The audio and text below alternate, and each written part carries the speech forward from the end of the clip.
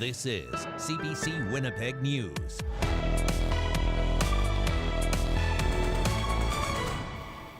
Good evening. I'm Emily Brass. Thanks for joining us tonight.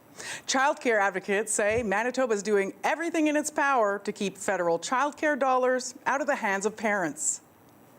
The Child Care Coalition held a press conference today. It says under a deal with Ottawa, fees were supposed to be sliced in half the first year, then dropped to $10 a day within the next 5 years. Advocates say Manitoba is the only jurisdiction in Canada that hasn't lowered its fees. Instead, the province is focused on subsidies. More access to subsidy for some people is not a 50% reduction in the price, and it's nowhere near $10 a day. Manitoba's approach may narrowly meet the letter of the national agreement, but it certainly doesn't meet the spirit. Manitobans were promised $10 a day childcare, and I would say it's a sleight of hand to claim that reducing some parents' out-of-pocket costs and averaging this over all parents is somehow the same. The coalition says some childcare centres are sitting on large sums of money since the province refuses to allow them to give parents a rebate. Manitoba's Minister of Education and Early Childhood Learning says he knows about the unused funds and is working to address these concerns, but he says he doesn't regret the subsidy approach.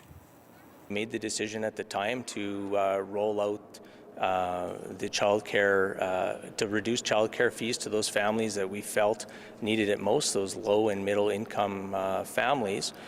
So I think rolling that money out and knowing now that we've got a bit of a surplus within the centres, I think that's where we're targeting and making sure that they're using those dollars for what it was expected to be used for.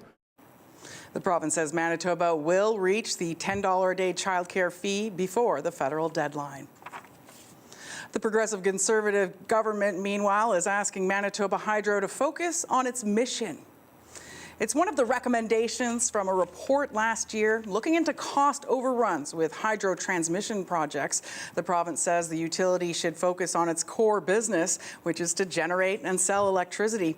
The opposition NDP worries this could lead to the sale of other parts of hydro, such as customer service, but the PC stressed hydro will keep its core businesses public, including Centra Gas.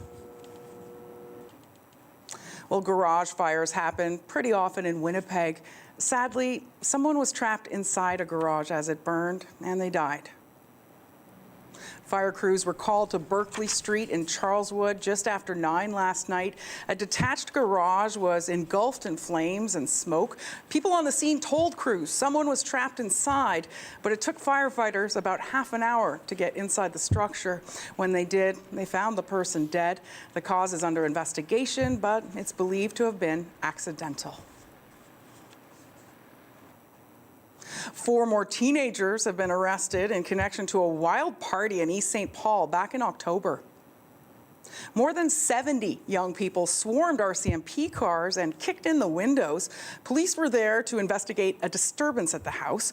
RCMP say 2 girls from Winnipeg, aged 15 and 16, were arrested and released over the past week, as were a 17-year-old boy from Winnipeg and a 16-year-old boy from East St. Paul. Sad news to share from the world of entertainment. Fleetwood Mac singer-songwriter and keyboard player Christine McVie has died at the age of 79.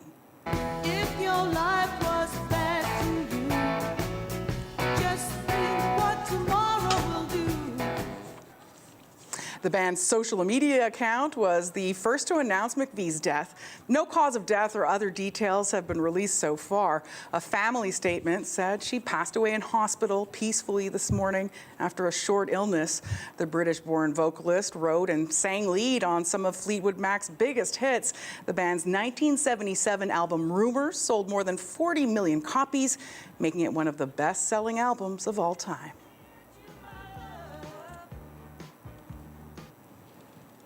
Well, if you're in the market for a real Christmas tree, you might want to head out early this year.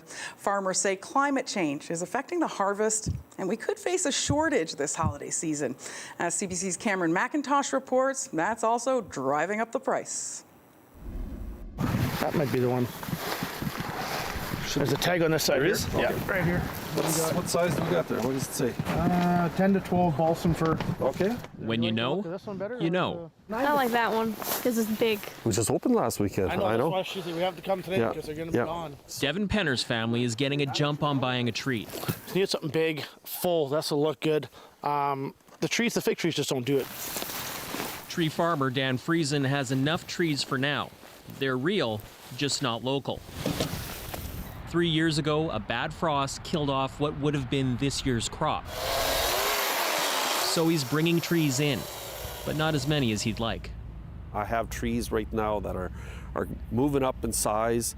If I could get them to grow a little faster, that would be great. Turns out the hunt for the perfect tree may be a little more challenging for most with a tree shortage across much of North America. Friesen's farm, just one example of extreme weather hitting the industry hard over the last few years. While COVID drove such demand, the last 2 Christmases, many farmers overcut. I certainly don't encourage anyone to panic buy. But say tree growers, it may not be the time to be picky. I'm asking you to step out of your comfort zone. So if you're not necessarily getting the Fraser fir that you want, try one of the other species. What is getting shipped out is more expensive. Prices up 15 to 20%. Our fertilizer costs doubled this year, and of course fuel's been way up and labor is more expensive. What are they saying when they see the tag this year? You know what? It's quite interesting. Christmas is one of the things that people are not going to cut back too much. Certainly not in this case. There you are, folks. Big tree, big smiles to go along with that maybe more elusive holiday feeling. Finding just the right one. Cameron McIntosh, CBC News, near Steinbach, Manitoba. Well, here's a live look at the frosty streets of downtown Winnipeg tonight. More snow is on the way, and temperatures will continue to drop. CBC weather specialist Marjorie Dowhouse brings us her 7-day forecast when CBC Winnipeg Late Night News returns in just 1 minute.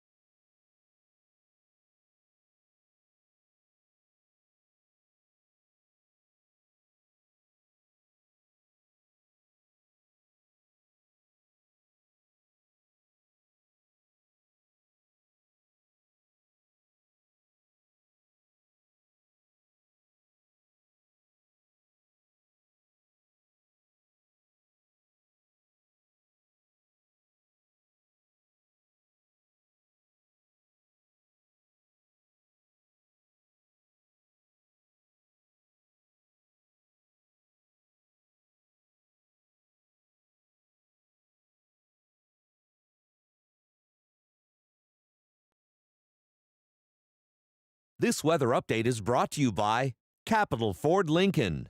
22 model clear-out is on now. Well, the risk of frostbite tonight for all of Manitoba. In Winnipeg, we are looking at increasing cloud this evening, a low of -22. Wind chill will make it feel like -30. Tomorrow morning, still going to be cold. Wind chill will feel like -24. -14 around 8 o'clock. We're just going to see the clouds breaking up a little bit by tomorrow afternoon, a high of -8. And the wind that is going to be gusting in the morning, south at about 30, 50, will become light in the afternoon. Taking a look now at Futurecast. So we have some flurries, some snow that's going to move into parts of central and northern Manitoba tonight. It will actually start to snow for you in the Dauphin area after the lunch hour. And then this is the next band of light snow that I'm tracking here that starts actually moving into the south overnight between Thursday and Friday. Periods of snow on Friday.